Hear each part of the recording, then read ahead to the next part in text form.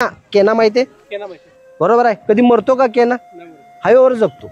परंतु केना हा किडनीवरती खूप चांगलं काम करणारी भाजी आहे. भरपूर आहेत, 3 आहेत 4 आहेत. घोळ, घोळ, चिगळ आणि केना हे 3 एकाच प्रकारचे मावस भाऊ मावस बहिणी असल्यासारखे आहेत. बरोबर आहेत. तर ते एकमेकांमध्ये त्याच्यामध्ये विशेष काय माहिती आहे का, तर पाण्याचं प्रमाण प्रचंड आहे.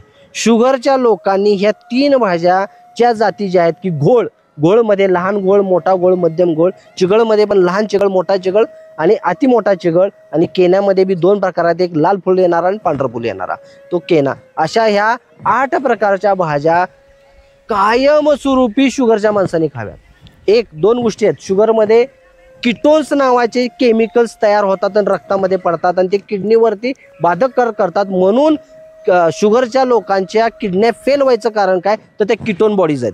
तर त्या किटोन बॉडीज बाहेर काढण्याचं काम कुरडू, सराटा आणि हे 8 प्रकारचे भाज्या ह्या खूप चांगल्या काम करतात. म्हणून ज्याच्या घरी शुगरचा पेशंट नाही असं मला वाटतं एखादंच घर सापडेल. बरोबर आहे. तर अशा लोकांनी प्रत्येकाने ह्या 8 प्रकारची भाज्यांची माहिती असणं फार महत्त्वाचं आणि गरजेचं आहे.